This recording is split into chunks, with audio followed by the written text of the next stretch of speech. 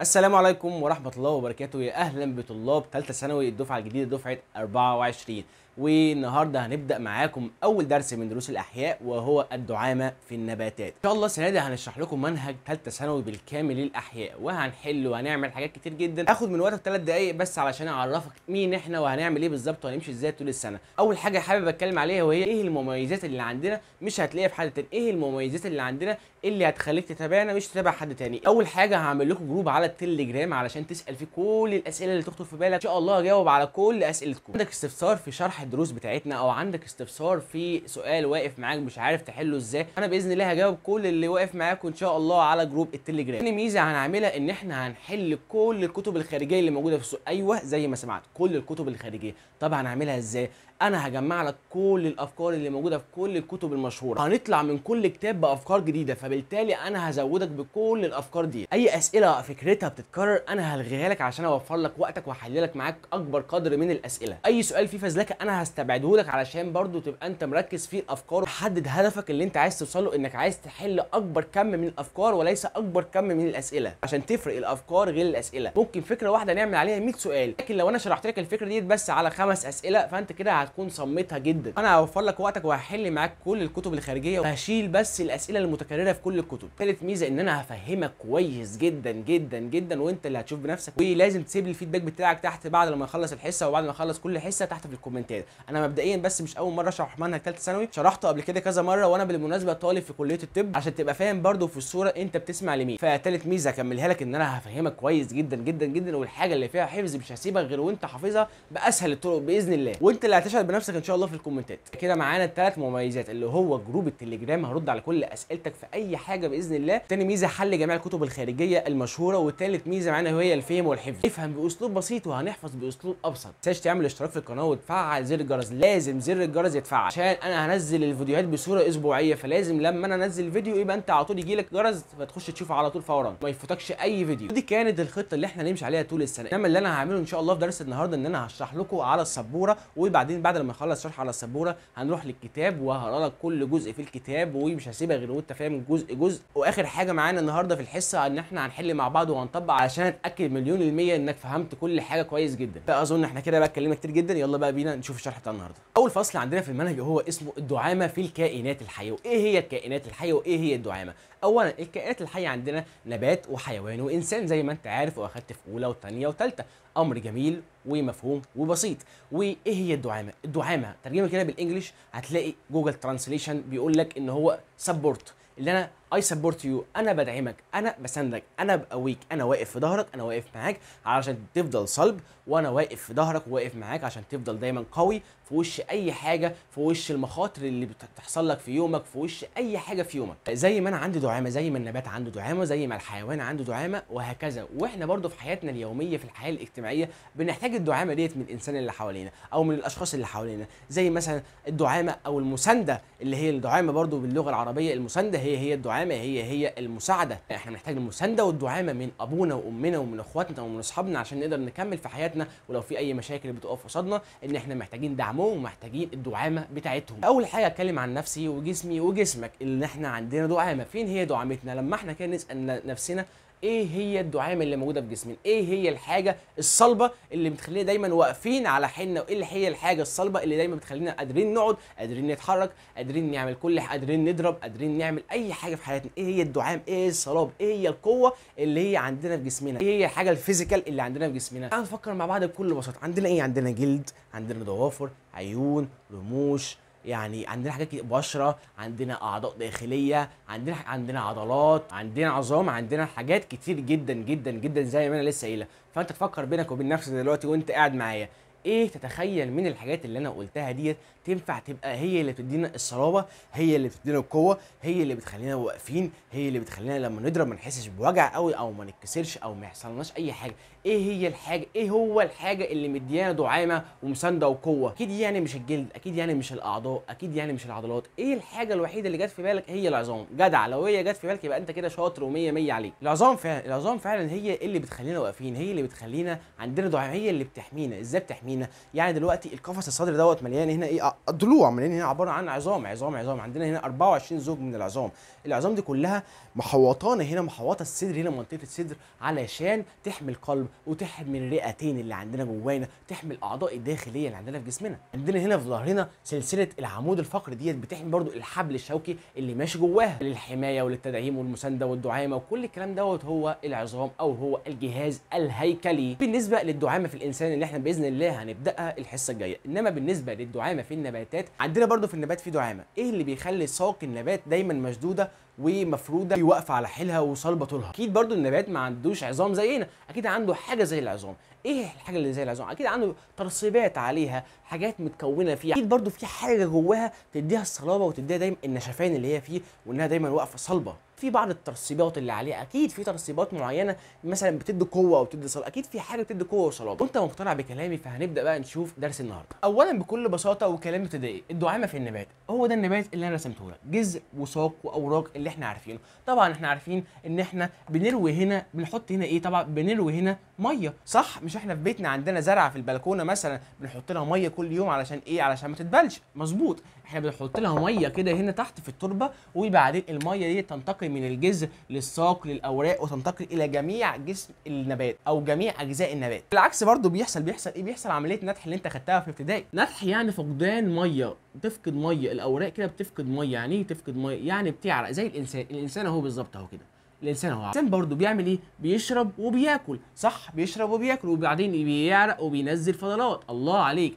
يعني ماء وغذاء، عرق، فضلات، مظبوط جدا. هنا برضو نفس الكلام، نتح اللي هو العرق، وهنا في ماء. انما الغذاء بيجي منين؟ لو انت بقى كنت شطور وانت في ابتدائي هتعرف ان الغذاء بيجي من النبات نفسه. يعني النبات هو اللي بيصنع غذائه، النبات بيصنع غذائه. هل انا الصبح لما بصحى من نومي كده وبخش البلكونه علشان اشوف الزرع عندي بحط لها ميه وبحط لها غذاء، ولا بحط لها ميه بس؟ بحط لها ميه بس. انما الغذاء بيجي من عمليه ايه؟ البناء الضوئي. جدع جدع. عمليه البناء الضوئي بتحصل في وجود الشمس، وجود الشمس وبتسقط على الاوراق طبعا اشعه الشمس، ومع اشعه الشمس والماء بيكونوا الغذاء اللي هو الجلوكوز C6H12O6 اللي انت خدتها في اولى ثانوي وثانيه ثانوي. الجلوكوز دوت هو الغذاء بتاع النبات. النبات هو كائن حي زي الانسان بالظبط، بيعمل ايه؟ عرق وبيشرب ميه وبرده بيكون غذاء، يعني عنده كل حاجه. لو عايزين ندرس النبات بصوره اوسع واوسع بقى بعد لما تطور العلم واكتشفنا ميكروسكوبات وحاجات بتخش بدقه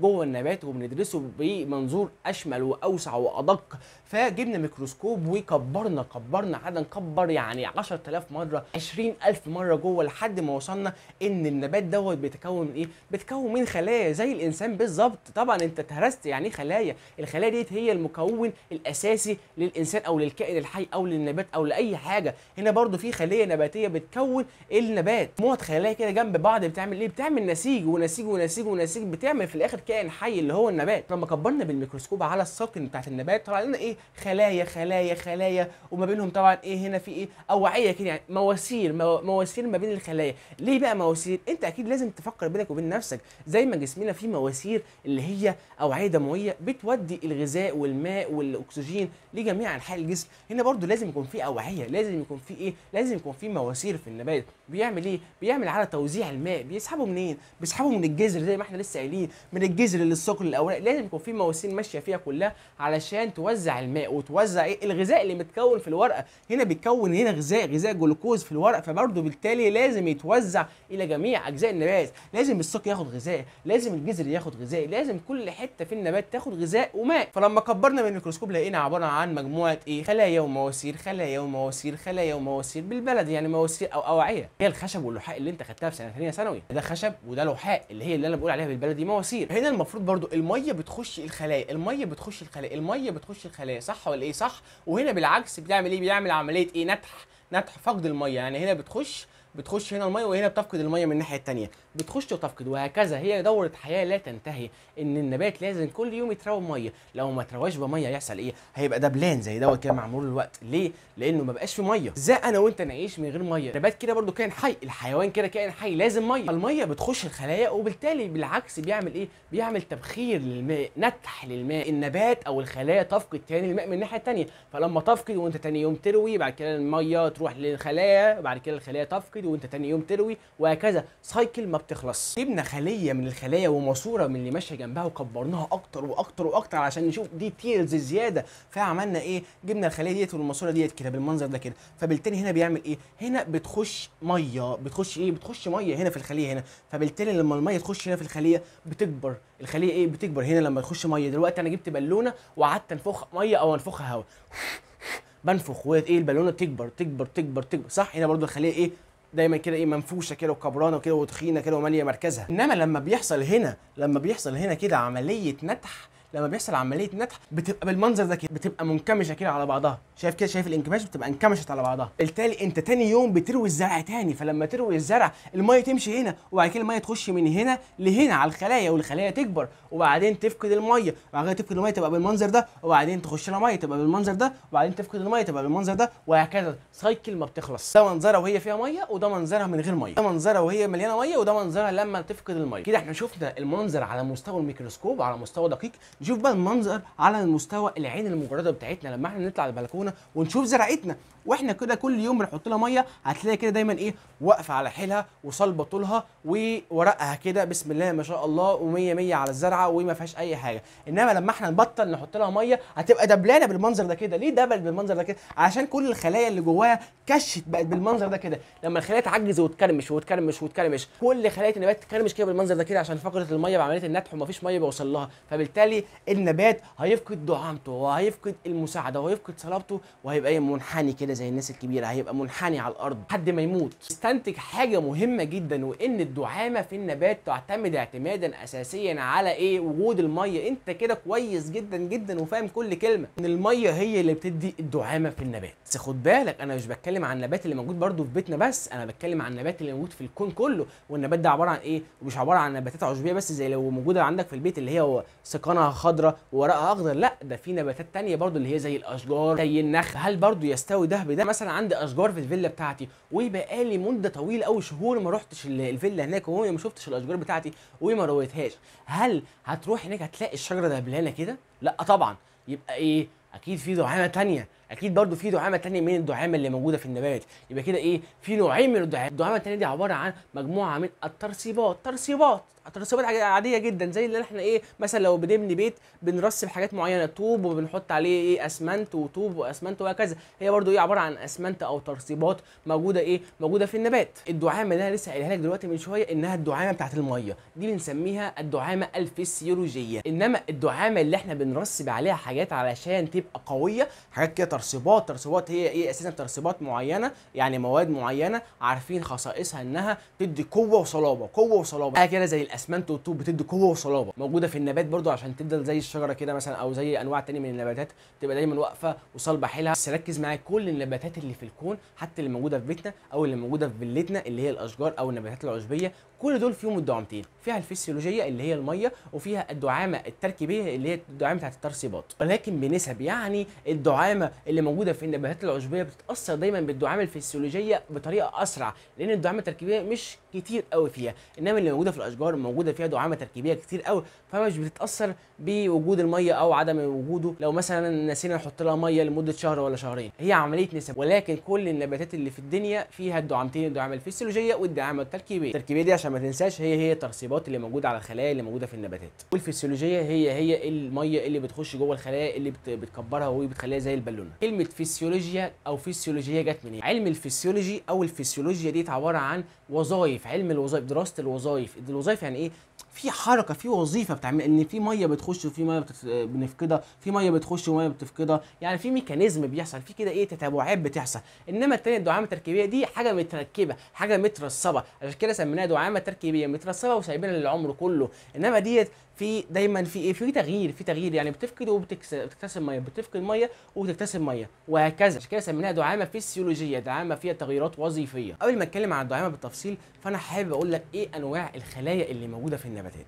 عندنا 3 انواع اساسيه موجوده في النبات. ايه هي الانواع الاساسيه اللي موجوده في النبات؟ فكره الاسماء انت مش اول مره تسمعهم، انت قبل كده اخدتهم في سنه اولى وثانيه، برانشيميه وكولانشيميه وسكالانشيميه، بس ماشي حتى لو ما كنتش بتذاكر انا هفكرك بيهم دلوقتي. يبقى النبات فيهم 3 انواع اساسيه من الخلايا. اول نوع معانا عايزين بس نتفق اتفاق ان جميع الخلايا فيها ايه؟ فيها طبعا جدار خلوي. يعني ايه كلمه جدار خلوي؟ جدار زي اللي موجود عندنا في بيتنا، جدار محوط الخليه من بره بالظبط. جدار وكلمه خلوي معناها ايه؟ خليه.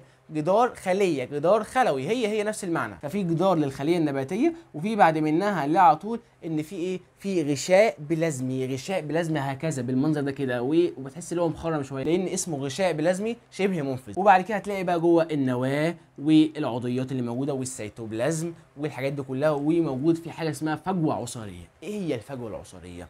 الفجوه العصاريه دي موجوده في النباتات. الفجوه دي هي اللي فيها العصير الخلوي. ايه هي العصير الخلوي؟ خلاص بقى اتفقنا ان كلمه خلوي ممكن نقول عليها خليه، العصير بتاع الخليه بالظبط، العصير اللي موجود في بيتنا. يعني هنا في ايه؟ في ميه وفي املاح معدنيه وفيها عناصر مختلفه. يعني هنا في عصير كده، كوكتيل ميه واملاح معدنيه وعناصر مختلفه، حاجات كتير قوي جوه الفجوه العصاريه. فاي ميه او اي عصير بيتخزن في النبات بيتخزن فين؟ في الفجوه العصاريه. بالمره برضو عشان اساس ليك لباقي السنه، كلمه بروتوبلازم. بلازم معناها ايه؟ معناها يعني سيتوبلازم باللي جواه والنواه. الكلمه دي انت اخدتها قبل كده بس انا برضو بكررها تاني وبعيدها تاني علشان تفتكرها. يعني بروتوبلازم يعني سيتوبلازم واللي جواه اللي هو العضيات بتاعت الخليه والنواه. يعني كل الحاجات الحيه اللي موجوده في الخليه اسمها بروتوبلازم، اختصرناها والعلماء سموها بروتوبلازم. فاول ما تسمع كلمه بروتوبلازم يجي في بالك ايه؟ النواه والسيتوبلازم والعضيات وحاجات كتير او كل الحاجات اللي موجوده جوه الخليه يعتبر. وجدار الخليه بقى ده فيه ماده اسمها سيليلوز. فيها ماده اسمها ايه؟ سيليلوز. فجدار الخليه النباتيه في اي حته بقى في النبات، سواء كانت برانشيميه كولانشيميه سكلارنشيميه، في اي حته فيها بشكل اساسي اللي مكون الجدار ماده اسمها سيليلوز. ودي كانت الخليه البرانشيميه العاديه البسيطه، دي بقى اللي منها تولد وتخلف انواع مختلفه من الخلايا زي الكولانشيميه او الاسكالانشيميه او خلايا اي خليه بقى من خلايا النباتات. فهي دي اللي بتخلف جميع الخلايا اللي موجوده في النبات. يعني هي دي الاساس، هي دي البيزك، هي دي الخليه البيزك، هي دي الخليه القاعده اللي بعد كده بنينا عليها كل الخلايا اللي موجوده عندك في النباتات او كل الانواع المختلفه في النباتات. يعني اي نوع في النبات جاي منين؟ جاي من اصله خلايا برانشيميه. فلما اجي اتكلم على الخلايا او نوع الخلايا الكولانشيميه هتقول لي هي البرانشيميه. جدع. طب زودنا ايه بقى هنا؟ ايه اللي زاد علشان نغير اسمها؟ لقينا حاجه زي لقينا ترسيبات من السليلوز الزياده في الجدار بتاع الخليه بالمنظر ده كده. ده كده الجدار ده كده ايه؟ خفيف. ده جدار بسيط، انما هنا الجدار مغلظ بالسليلوز، جدار مترسب عليه سليلوز. انما هنا السليلوز اللي كان جوه هنا في الجدار بتاع الخليه اللي هنا البرانشيميه ده كان المكون الاساسي، انما هنا دي الترسيبات. هنا في سليلوز كتير، سليلوز كتير جدا جدا جدا هنا في الخلايا الكولانشيميه. ولكن برضو هي في برضو هنا غشاء بلازمي وفي نواه وفي فجوه عصاريه وعضيات وسيتوبلازم وكل حاجه. الخلايا بقى الاخيره السكالانشيميه، هتقول لي ديت هي الخلايا البرانشيميه، يعني فيها كل الكلام ده كله اللي هو السليلوز والنواه والفجوه والغشاء والسيتوبلازم وكل الحاجات اللي جوه في الخليه. ولكن في حاجه زياده، في ايه؟ بتتلحوز الخليه ديت بحاجه اسمها لجنين. تتلحوس كده بالمنظر ده كده، لحوسه لجنين دي على الجدار بتاع الخليه. فممكن في خلايا متلحوسه كده على بسيط من اللجنين ده كده ايه اسمه؟ حاجه اللجنين. ده كده اللجنين اللحوسه دي. وممكن برضو تتلحوس تاني وتالت ورابع، ممكن تتلحوس كتير قوي لحد ما تخش جوه عند النواه والفجوه والسيتوبلازم وتموت كل الحاجات اللي جوه. يعني هنا كان في ايه؟ كان في نواه وسيتوبلازم وعضيات وسيتوبلازم وفجوه عصاريه وحاجات كتير. هنا بقى اللجنين حل محله لحد ما موت الماده الحيه في الخليه النباتيه اللي هي النواه والسيتوبلازم، اللي من غيرها الخليه كانها ميته، بتتحول كانها حجر، بقت حجر، لان اللجنين ديت حاجه بتدي قوه وصلابه. وجود ماده زي اللجنين كده ملحوسه الخليه كلها حولتها الى خليه حجريه. وفعلا احنا عندنا من الخلايا الاسكالانشيميه في نوعين من الخلايا، يا اما بتبقى خليه حجريه يا اما بتبقى عباره عن الياف. يبقى الخلايا الاسكرانشيميه يا اما تبقى خلايا حجريه يا اما تبقى الياف. امتى تبقى خليه حجريه وامتى تبقى الياف؟ خليه حجريه لما يبقى بالمنظر ده كده، عباره عن خليه عاديه كده اتلحوست خالص بالليجنين لحد ما موتت كل المواد الحيه اللي موجوده جوه الخليه. بعض الخلايا في خلايا النبات اللي هي بتبقى مش لازم تبقى ستاندرد كده بالمنظر ده كده، مش لازم تبقى مربعه، مش لازم تبقى نفس الشكل كده، لا الخلايا بتبقى عادي اخده اي اشكال. ففي خلايا بعض الخلايا بتبقى طويله شويه مطوله شويه، فبالتالي لما هنا اتكون لجنين فهنا تبقى ايه عامله زي الليفه، عامله زي الالياف بالظبط كده، الخيوط لما يتكون كده لجنين كده في الاخر بتتحول ايه كانها ايه الياف خيط. عايز اقول لك معلومه في غايه الاهميه هنا برده في الجزء ده كده، ماده السلول بتبقى منفذه للماء، منفذه بتعدي الميه عادي، انما اللجنين غير منفذه للماء، فلما تبقى على جدار الخليه بالمنظر ده كده ما بتدخلش ميه. عندنا بقى انواع ثانيه برده من الخلايا بس مش خلايا منتشره قوي في النبات، عشان كده ما حطيناهمش مع الثلاثه الاساسيين. ديت خليه اسمها خليه فلينيه. وانا الخليه عشان بس ايه تحب تعرف برضو معلومه مهمه جدا، الخليه لو انا هرسمها خليه بتاعت انسان او حيوان او بتاعت نبات ممكن ارسمها مربع، دايره، مستطيل، يعني اي شكل انا احبه ارسمه عادي، مفيش يعني شكل معين اللي احنا نرسمه. بالتالي ارسمه لك كده ما يشغلكش، هو في الاخر خليه، اي حاجه كده بس تكون ايه لفه على بعضها ولازقه في بعضها يبقى خليه، يعني محوطه كده، محوطه كامل، تحويطه كامله، سواء بقى مربع، مستطيل، دايره، مثلث، اي حاجه تبقى خليه. فدوت بقى نوع تاني من الخلايا اسمه خليه فلينيه. خليه ايه فلينيه. الخليه دي بتبقى محوطه ماده اسمها ماده السيوبرين، داير ما يدور كده، دي اسمها ماده السيوبرين. والماده ديت برضو غير منفذه للماء. استنتج ايه ان ديت ماده غير منفذه للماء ودي ماده غير منفذه للماء؟ ان كده طالما خليه مش هيوصل لها ميه يعني الخليه دي تعتبر ميته، يعني كده ديت خليه ميته ودي خليه ميته، يعني الخلايا الفلينيه خلايا ميته والخلايا الاسكرانشيميه او الحجريه او الالياف ديت خلايا ميته، لان ماده السيوبرين والليجنين دول غير منفذين للماء. اخر حاجه حابب اتكلم عليها ان احنا هنا عندنا كده مجموعه خلايا كده مترصه بالمنظر ده كده، بالمنظر ده كده، شايفين بالمنظر ده كده. ديت جبناها منين؟ ديت بنسميها خلايا البشره. يعني ايه البشره؟ كلمة بشرة عامة بتتقال على الطبقة الخارجية من أي حاجة، هنا دي كده بشرتنا، دي كده بشرتي، دي كده البشرة اللي هي الطبقة الخارجية من الجلد مثلا، هنا برضو الطبقة الخارجية من النبات زي مثلا الطبقة الخارجية من الورقة ذات نفسها أو الطبقة الخارجية من الساق، ديت برضو بنسميها خلايا البشرة. فجبنا كده إيه صف من خلايا البشرة اللي موجود في الورقة أو موجود في الساق، ولقينا فوقيها إيه؟ لقينا فوقيها مترسبة كده إيه مادة اسمها إيه؟ مادة اسمها كيوتين. ودي برضو مادة غير منفذة للماء، ولكن هنا غير هنا. ليه هنا غير هنا؟ هنا السيوبرين حوط الخلية كلها من جميع الاتجاهات، انما الكيوتين غطى او حوط الخلية من اتجاه واحد فقط. ده كده صف الخلية. وهنا طبعا ايه في مواسير بتمشي فيها ايه؟ بتمشي فيها ايه؟ ماء، بتمشي فيها ايه؟ بتمشي فيها ميه عادي جدا عشان توزع الخلايا. وهنا برضو في مواسير بتمشي فيها ايه؟ بتمشي فيها ميه.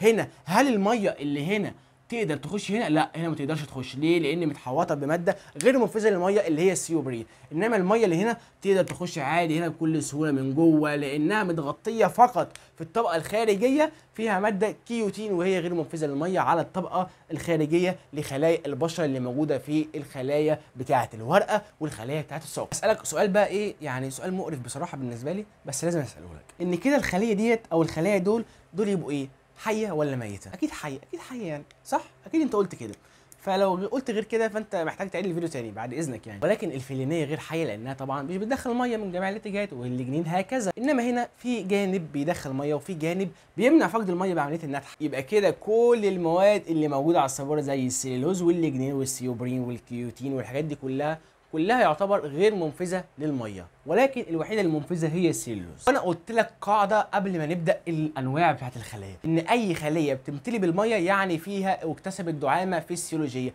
واي خليه عليها ترسيبات يبقى كده فيها دعامه تركيبيه. يبقى يلا بينا بقى انا هسالك، الخلايا البارنشيميه دي تعتبر خلايا فيها دعامه فيسيولوجيه ولا دعامه تركيبيه؟ ما تهرش لي انت بقى هنا كده بقى في شعرك وتقول لي بقى ايه اي اجابه. طبعا لا، فكر كويس قبل ما تقول اي حاجه. هنا السلوز ايه؟ منفذه ولا غير منفذ؟ يعني بيدخل ميه، يعني هنا فيها ايه؟ دعامه فيسيولوجيه. طيب تاني سؤال، هنا في ترسيبات؟ هنا قلت لك رسبنا حاجه؟ لا ما رسبناش. السلوز ده مكون اساسي للجدار، زي الطوبه كده مكون اساسي للجدار بتاع الحيطه، ده كده مكون اساسي. انما بعد مثلا لما اعمل الجدار بقى بعمل ايه؟ بدهن بوهيه. البوهيه اللي انا بدهن دي ترسيبات بقى برسبها، تمام. الفولانشيميه بقى فيها ايه؟ دعامه فسيولوجيه ولا تركيبيه؟ برضه هتهرش لي برضه نفس اللي هرشه في شعرك وهتقول لي فيها دعامه فسيولوجيه. ليه بقى يا زكي؟ لان فيها ماده السليولوز، وديت برضو انت قلت لي عليها منفذه للميه، فبالتالي بتدخل ميه، فبالتالي الفجوه تمتلي بالميه، فبالتالي ايه؟ الدعامه تبقى فيها دعامه فسيولوجيه. وهتقول لي برضو بس انت قلت لي مترسبين عليها السليولوز، يعني كده برضو فيها دعامه تركيبيه برضو؟ جدع، انت كده جدع. طالما مترسب عليها زياده من السليولوز، اي ترسيب يعني دعامه تركيبيه، اي ميه دعامه فسيولوجيه. طالما هنا في ميه وهنا في ترسيب يبقى فيها الدعامتين، فسيولوجيه وتركيبيه. طيب الاسكرانشيميه بقى انت تقولها لوحدك بقى، قولها لوحدك، يلا سمعني. فيها دعامه فسيولوجيه ميه ولا فيها دعامه تركيبيه ترسيبات؟ هنا اولا في لجنين يبقى فيها دعامه تركيبيه، شاطر. طيب هل فيها بقى دعامه فسيولوجيه ميه؟ لا، انت قلت لي ديت ايه؟ دي ميته، الخلايا الاسكرانشيميه ميته، الخلايا الحجريه ميته، الالياف ميته، فبالتالي ايه؟ حاجه ميته ازاي هتخش لها ميه؟ ما دخلتهاش ميه لان كل حاجه فيها ميته. الفجوه العصاريه اللي بتمتص الميه ميته، والنواه ميته، والسيتوبلازم ميت، والغشاء ميت، كل حاجه ميته جواها. بالتالي الخلايا الاسكرانشيميه دي بتبقى فيها دعامه تركيبيه فقط. تعال نتكلم بالتفصيل شويه عن الدعامه الفسيولوجيه، وبعدين ناخد شويه ملحوظات مهمه جدا عشان نعرف نحل الاسئله.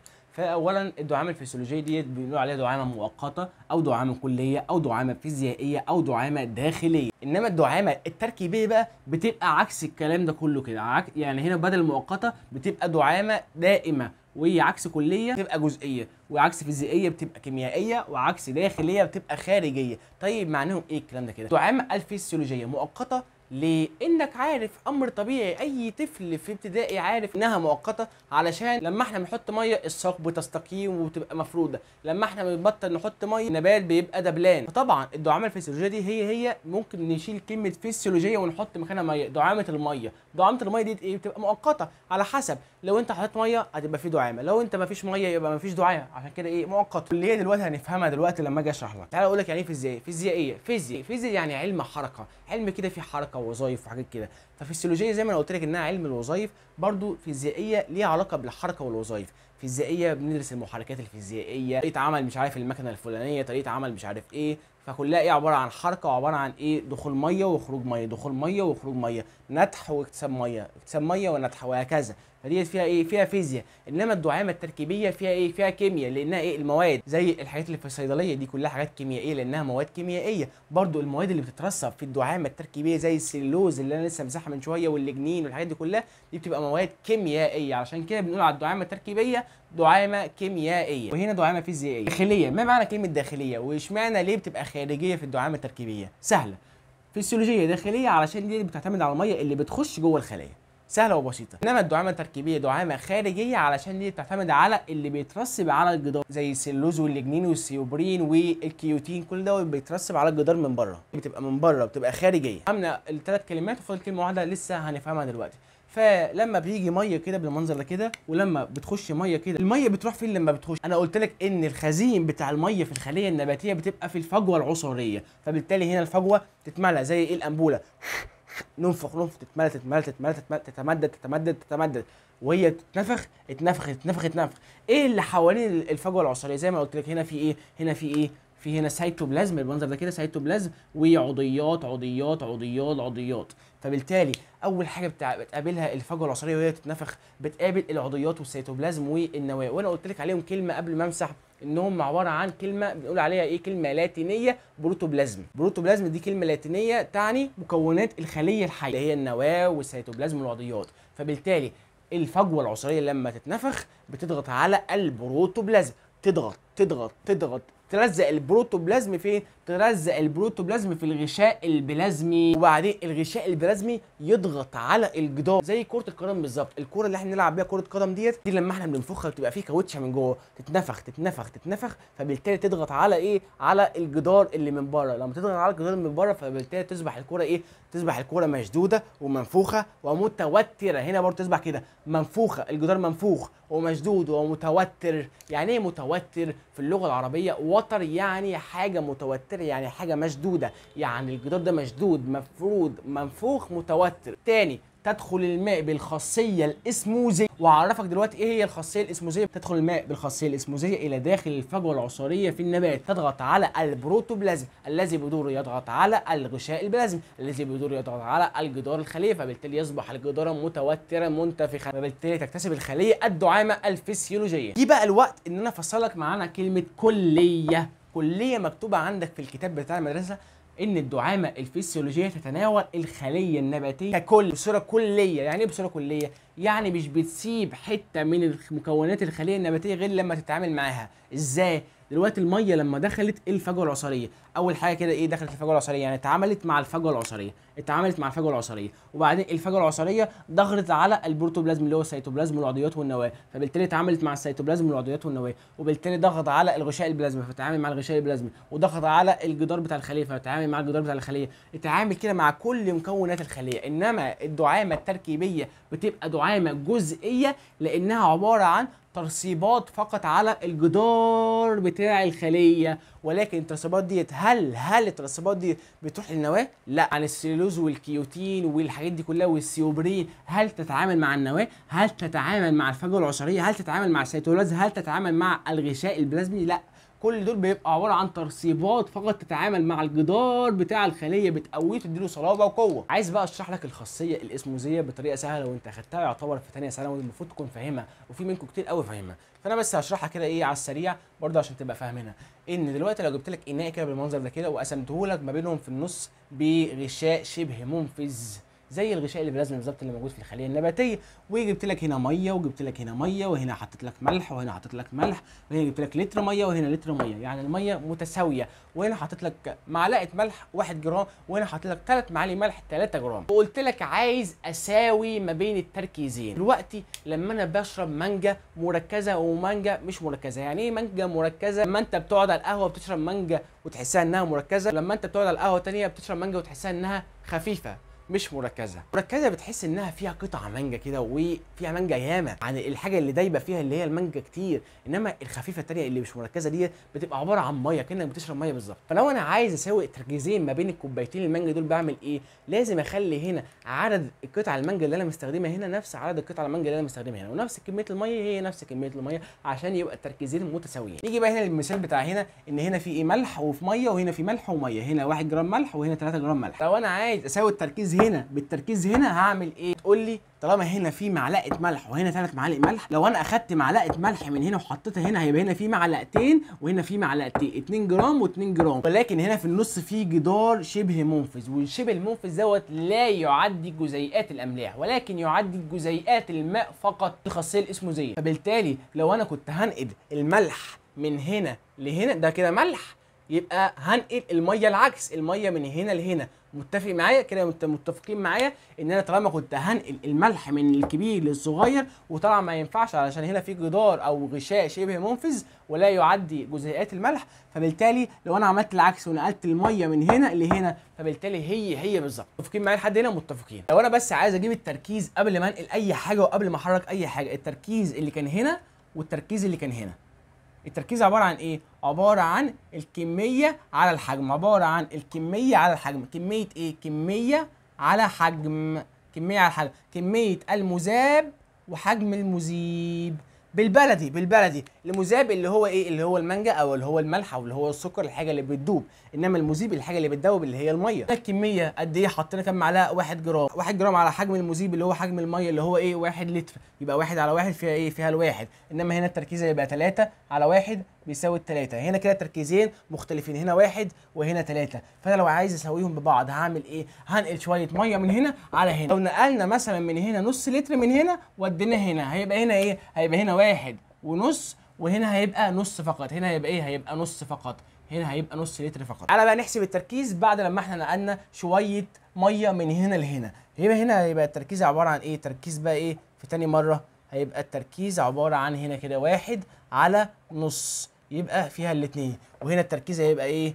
عباره عن 3 على 1 ونص، هيبقى فيها الاثنين. يبقى كده التركيزات اتساوت ولا ما اتساوتش؟ هنا بقت 2 و2. انما قبل بقى ما انقل الميه بالخاصيه الاسموزيه من هنا لهنا كانت عباره هنا عن واحد، تركيز هنا واحد وهنا تركيز 3. يبقى كده التركيزين مختلفين. لو جيت عرفت الخاصيه الاسموزيه هي عمليه انتقال الماء من الجانب المليان للجانب الفاضي، المليان يكب على الفاضي. جينا عرفنا بقى الخاصيه الاسموزيه بتعريف تاني، هنقول هي عمليه انتقال الماء من الوسط الاقل في التركيز الى الوسط الاعلى في التركيز. مفهومه واضحه وبسيطه. وجينا بقى طبقنا على الكلام اللي انا لسه هجيب من شويه دوت تطبيق عملي زي اللي هيجي لك بالظبط في الاسئله، وجبت لك كده اناء في ايه؟ في خليه من خلايا النبات بالمنظر ده كده، وقلت لك ان نسبه التركيز هنا عباره عن 3%، وهنا التركيز في الاناء عباره عن 10%. يعني ايه 3 ويعني ايه 10؟ 3 يعني التركيز بتاعه، و10 يعني التركيز اللي هو ايه؟ اللي هو الكميه على الحجم، اللي هو ايه؟ اللي هو الملح على الميه. يعني هو عايز هنا يقول لك ان هنا الملح 3 وهنا في 10، يعني هنا الملح 3 وهنا الملح 10،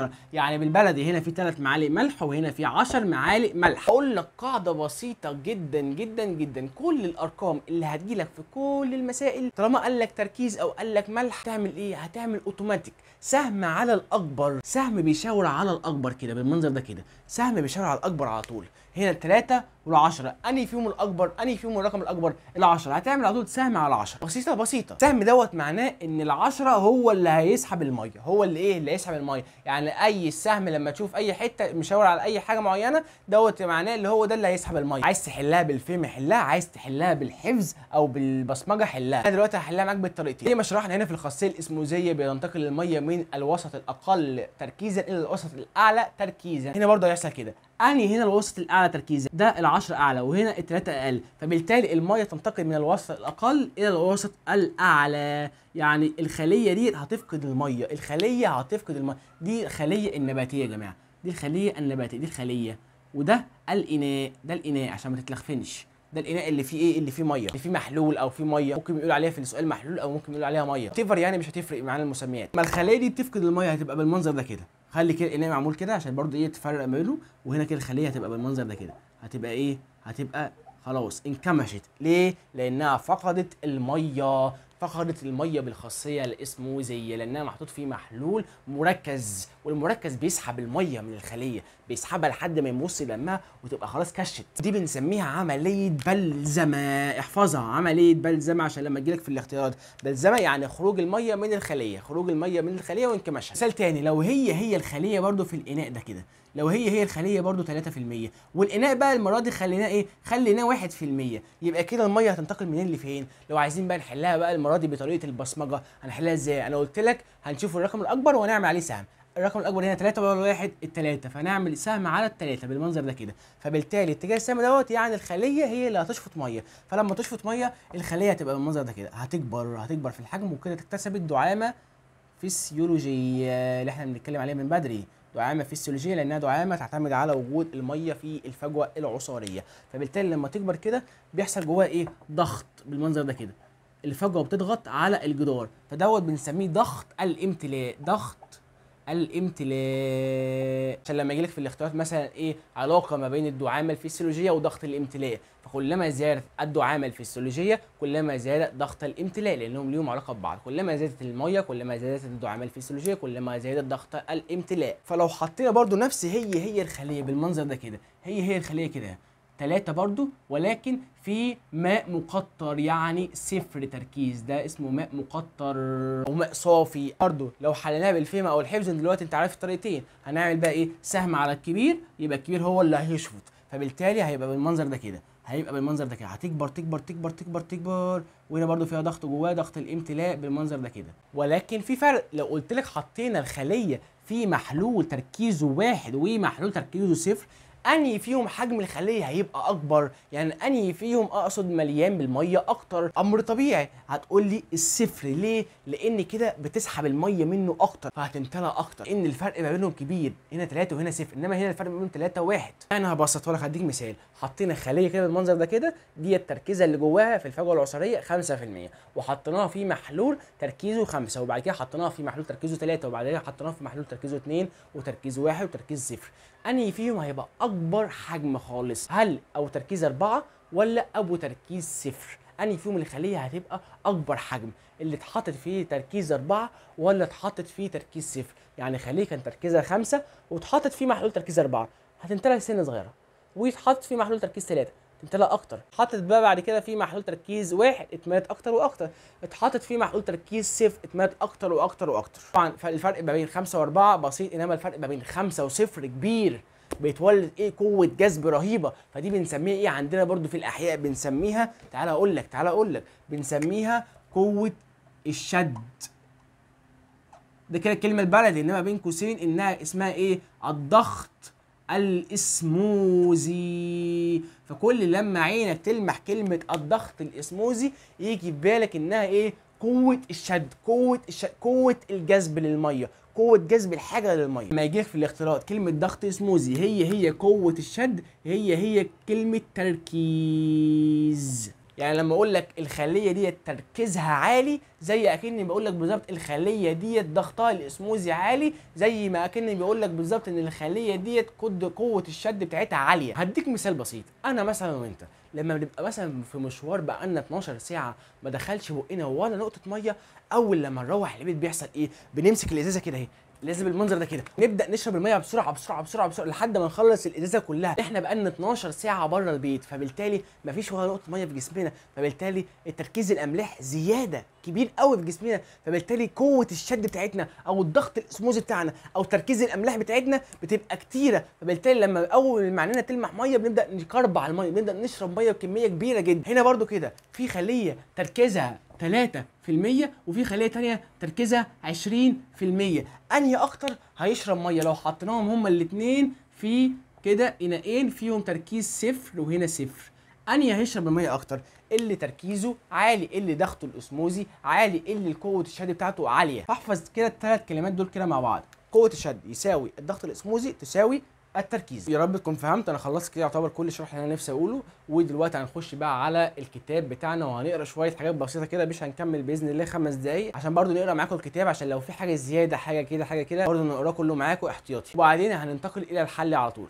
هنا بقى بيقول لك امثله على اكتساب الدعامه الفسيولوجيه. طبعا تستكمل سوق يعني ايه؟ يعني ساق او سوق، دي كلها باللغه العربيه. استقامه ساق واوراق النباتات العشبيه عند الري، الحاجات اللي موجوده عندنا في البلكونه، وطبعا بسبب دخول الماء الى الفجوه العشريه بالخاصيه الاسموزيه. وهنا على العكس فقد الدعامة الفسيولوجية، بتذبل وترتخي سوق أوراق النباتات العشبية اللي عندنا في البلكونة عند جفاف التربة لما بننسى نحط لها مية. بسبب إيه؟ بسبب زوال انتفاخ خلاياها. إزاي بقى؟ نتيجة عملية النتح. اكتب النتح، فقدان المية يعني النتح.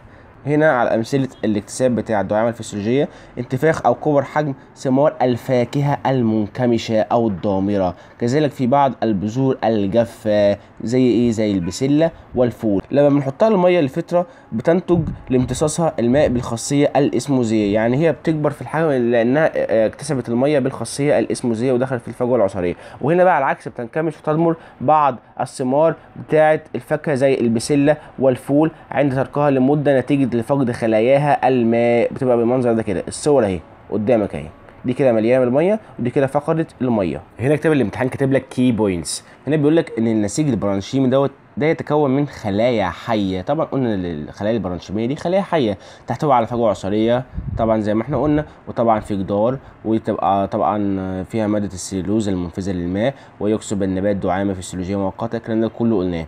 وطبعا تتاثر الدعامه الفسيولوجيه في النبات بعده عوامل، عمليات حيويه زي ما انا قلت لك، اللي هو هنا الامتصاص والبناء الضوئي والنتح. انا قلت لك كده قلت لك ان هو بيتاثر بالامتصاص اللي هو الماء، والبناء الضوئي اللي هو الغذاء، والنتح اللي هو العرق. فاكر ولا لا؟ فاكر طبعا. يبقى كده كلما زاد معدل البناء الضوئي زادت عمليه الامتصاص للماء. ليه بقى؟ لان البناء الضوئي بيكون الجلوكوز، وده الاكل بتاع الخليه. فطبعا لما يزيد الجلوكوز فبيزيد الضغط الاسموزي فيسحب الميه، يمتص الماء من التربه مما يزيد من الدعامه الفسيولوجيه. وهنا زي ما قلت ان السكريات الناتجه اللي هي الجلوكوز عن عمليه البناء الضوئي دي بتعمل ايه؟ زياده تركيز العصير الخلوي اللي موجود في الفجوه العصاريه، مما يؤدي الى انتقال الميه طبعا بالخاصيه الاسموزيه، فهيزيد الدعامه الفسيولوجيه للخليه. وهنا كده بيقول لك اختبر نفسك. اي الاشكال البيانيه التاليه يعبر عن التغير في الدعامه الفسيولوجيه لخلايا نبات الارز. ما علينا اي نبات، اي نوع نبات مزروع في تربه طينيه. يعني ايه تربه طينيه؟ يعني فيها ميه. دايما التربه الطينيه فيها ميه، مش تربه مثلا جافه او تربه صحراويه، تربه طينيه. خلال الساعات الاولى في النهار. يعني ايه الساعات الاولى في النهار؟ النهار بيبدا امتى؟ يعني لما بيشقشق الفجر، اللي هو الساعه 5 الصبح، اللي هو الجو الحلو اللي فيه هوا حلو دوت، ولسه ما طلعتش الشمس في الساعات الاولى من النهار، يعني اي ساعه الفجريه. فساعات الفجريه دي بيحصل ايه؟ طالما في تربه طينيه يعني في ميه، فبالتالي النبات هيكتسب الميه اللي في التربه ديت، وهيروح للساق والاوراق وهيستقيم ويكتسب دعامه فسيولوجيه. فبالتالي مع مرور الزمن الدعامه بتزيد وليس بتقل وليست ثابته. عمرها ما تكون ثابته، دايما في تغيرات. والدعامه الفسيولوجيه عمرها ما تبقى مثلا تتغير بكده تثبت، لا ما ينفع، لازم تكون متغيره، يا اما متغيره بالطرديه او العكسيه. فطبعا هنا طرديه يبقى الاجابه رقم الف، لانها ايه؟ تكتسب الماء من التربه فتزيد في الحجم وتنتفخ، فبالتالي كده اكتسب الدعامه فسيولوجيه. تاني سؤال بيقول لك ما مدى صحه العبارتين التاليتين؟ تحتوي الخلايا النباتيه الحيه على فجوات عصاريه؟ طبعا الخليه فيها فجوات عصاريه، وتلعب هذه الفجوات دورا هاما في اكتساب الخليه دعامه تركيبيه؟ لا طبعا، ديت بتلعب في دور هام في اكتساب فسيولوجية وليست تركيبية. فرق. يبقى العبارة الأولى صحيحة والتانية خطأ. هنا برضو كي بوينتس من كتاب الامتحان بيقول لك ان الدعامة الفسيولوجية ديت موجودة فين؟ في الخلايا البارنشيمية. والدعامة التركيبية اللي هي الدائمة موجودة في الخلايا الفلينية طبعا زي ما احنا عارفين، لانها عبارة عن ترسيبات من السيوبرين، وفي الخلايا السكلارنشيمية لانها عبارة عن ترسيبات من الليجنين. والاثنين غير منفذين للميه، فبالتالي ما فيهاش دعامه فسيولوجيه، فيها دعامه تركيبيه. والدعامه الفسيولوجيه والتركيبيه معا موجوده في خلايا البشره بتاعه الورقه وفي الخلايا الكولانشيميه. ليه بقى في خلايا البشره وفي الخلايا الكولانشيميه؟ خلايا البشره لانها محاطه بجنب واحد، الخليه عامله كده، الخليه عامله كده بالمنظر ده كده، وهنا في طبقه من الكيوتين من جنب واحد بتمنع فقد الميه، انما بيخش لها ميه هنا عادي، ففيها دعامه فسيولوجيه وفيها دعامه تركيبيه لان فيها ترسيبات، فيها الاثنين. يبقى الخلايا بتاعت البشره فيها الاثنين، فيها الترسيبات زي ماده الكيوتين، وفيها دعامه بتاعت الميه لان بيخش لها ميه عادي. والخلايا الكولانشيميه فيها الاثنين برضو لانها فيها السليلوز، فيها ترسيبات بغزاره، وفيها السليلوز دوت يعني بيسمح بمرور الميه عادي، فبالتالي بيخش لها ميه وفيها ترسيبات، ففيها الدعامتين. فهنا بيقول لك يلعب الكيوتين دورا مشتركا بين الدعامه التركيبيه والدعامه الفسيولوجيه في النبات زي ما انا لسه قايل من شويه، حيث ترسب على جدر خلايا البشره فيكسبها دعامه تركيبيه لانها ايه؟ ترسيبات، كما انه يمنع فقد الخلايا للماء مما يحافظ على الدعامه الفسيولوجيه، فبيعمل الاثنين. يكثر تواجد النسيج الكولانشيمي في اعناق الاوراق النباتيه، ان في عنق الورقه بيبقى فيه نسيج كولانشيمي بغزاره، ويكثر تواجد النسيج السكارانشيمي في الغلاف الخارجي للبذور. زي ايه مثلا البذور؟ زي بذور الفول من بره كده في قشره صلبه شويه، ده نسيج سكارانشيمي. وفي زي قشره المكسرات زي البندق واللوز، دي برده تبقى قشره صلبه بسبب وجود النسيج الاسكارانشيمي. برده النسيج الاسكارانشيمي دوت فيه يوجد فيه انسجه بعض الثمار كالكمثرى. ادرس الانسجه النباتيه التاليه ثم اختر الاجابه الصحيحه. اي الانسجه من المتوقع تواجده في سيقان نبات الايلوديا المائي؟ بيقول لك النبات دوت موجود في ميه. تعالى بس ندرس الاشكال الاول قبل ما نحل. هنا الشكل دوت بيقول لك ايه؟ بيقول لك انها خلايا ما فيهاش ترسبات زي ما انت شايف، ولا على الجدار ولا ما بينهم الخلايا من بعضها، مفيش اي ترسبات. يبقى ديت الخلايا البيزك اللي هي البارنشيميه، ديت البارنشيميه. وديت الخلايا ديت فيها بعض الترسيبات البسيطه زي ما انت شايف كده، انما ديت اللي فيها بعض الترسبات البسيطه. انما ثلاثه ديت تحس انها ملحوسه، قلت لك اللي هي ملحوسه ديت اللي فيها الجنين اللي هي السكلارنشيميه، دي السكلارنشيميه. انما ديت كولانشيميه لانها ما فيهاش لحوسه زي اللي جنبها. انما ديت اهو اول ما تلاقي صف من الخلايا كده وعليهم طبقه من بره كده زي ما انت شايف كده بالاسود، ديت كيوتين اللي هي موجوده في خلايا البشره. اي انسجه من المتوقع تواجده في سيقان نبات الايروديا المائي؟ طالما قال لك مائي يعني دوت نبات اساسا بيعتمد في دعامته على وجود الميه بشكل اساسي. كده كده النبات دوت عايش في ميه، عايش اساسا في بيئه مائيه. النبات دوت عمره ما يخاف ان هو يفقد الميه بتاعته، لان كده كده لو فقدها بيكتسبها على طول بسهوله من جميع الاتجاهات، لان الورق في الميه والساق في الميه والجذور في الميه، كل حاجه في الميه، فبالتالي هيمتصها تاني. فهي النبات دوت مش هيحتاج طبعا وجود الكيوتين اللي بيبني على فقد الميه، لانه كده كده النبات دوت موجود في الميه. اي الانسجه بنتوقع تواجده في سيقان نبات الايروديا؟ طبعا هنلاقي نسيج البارنشيميه اللي هو النسيج رقم 1. لان البارنشيميه ده اكتر الانسجه اللي بتعتمد اعتمادا اساسيا وكليا على وجود الدعامه الفسيولوجيه، والنباتات اللي بتعيش في الميه بتعتمد بشكل اساسي على الدعامه الفسيولوجيه فقط. اي الانسجه يتميز بدعامه فسيولوجيه وتركيبيه. انا قلت لك من شويه زي ما احنا لسه كنا بنقرا، دي الدعامه فسيولوجيه وتركيبيه اللي هي اللي فيها كيوتين، وطبعا اللي فيها الكولانشيميه اللي فيها ترسيبات سليلوز، دي الدعامه فسيولوجيه وتركيبيه لانها ترسيبات، والسليلوز بيسمح بمرور الميه عادي جدا. فيبقى 2 و4 الاجابه رقم د. بيقول لك اي الانسجه يساعد في اكساب اوراق نبات الصبار دعامه تركيبيه. نبات الصبار دوت موجود في صحراء في بيئه جافه، فبالتالي احنا عايزين نحافظ على على قدر الامكان على كل الميه اللي موجوده في جسم النبات دوت، فبالتالي عايزين نرسب عليها طبقه من الكيوتين ولازم تكون سميكه كمان. فهنختار اللي هي فيها ترسبات كيوتين، الاجابه رقم 4 النسيج رقم 4 اللي هو النسيج دوت، علشان دوت فيه كيوتين، والكيوتين لما موجود على الاوراق وعلى الساق هيمنع فقد الميه، يحتفظ النبات بالميه لانه موجود في بيئه جافه ما فيهاش ميه كتير. اي الانسجه لا تتاثر دعامته بنقص محتوى التربه من الماء. يعني بيقول لك بالبلدي كده اي الانسجه اللي من فوق دول مش بيعتمد بشكل اساسي وكليا في اكتساب الدعامه بتاعته على وجود الماء، دوت بيعتمد بشكل اساسي وكلي على اكتساب الماء، دوت بيعتمد على الماء. الكيوتين بيعتمد على الماء لانه برضو الكيوتين مترسب على جانب واحد فقط. انما السكليرانشيميه دي خلايا ميته مش بتعتمد خالص على الميه لانها ميته اساسا، مش بيخش لها ميه، بتعتمد على الدعامه التركيبيه فقط. كده اجابه سؤال رقم 4 نختار رقم 3 اللي هي السكليرانشيميه.